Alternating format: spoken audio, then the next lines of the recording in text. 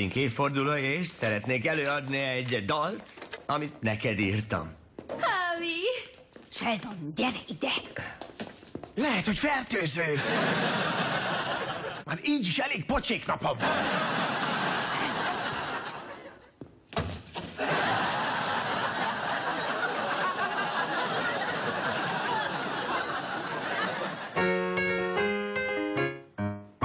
Ha nélküled élnék, én olyan lennék, mint Dr. Who a TARDIS nélkül.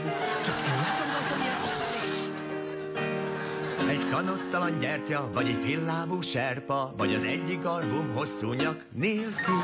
Egy sajt nélküli hambi, egy anyátlan kis bambi. Exponenciális egyenleteket számolnék, mehez nem jó a számológép, és nehéz megoldani.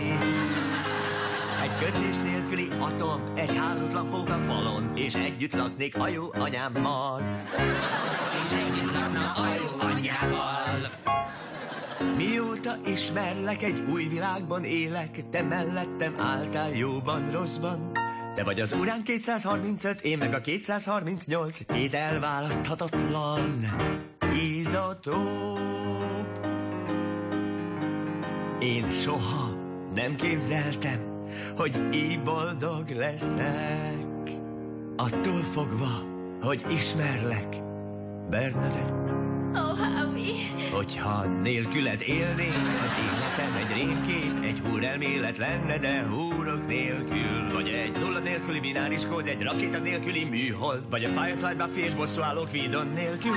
Jobban tudnám a Klingont, Kakmetkak Dzsadzsván. És együtt lakna a jó anyával.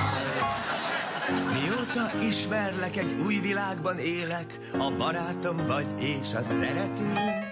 Mindkét változó elektromos és mágneses mező, az egyik nélkül, a másik sem létező.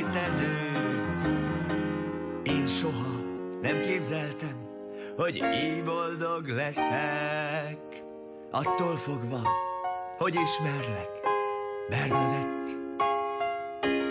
Oh, mi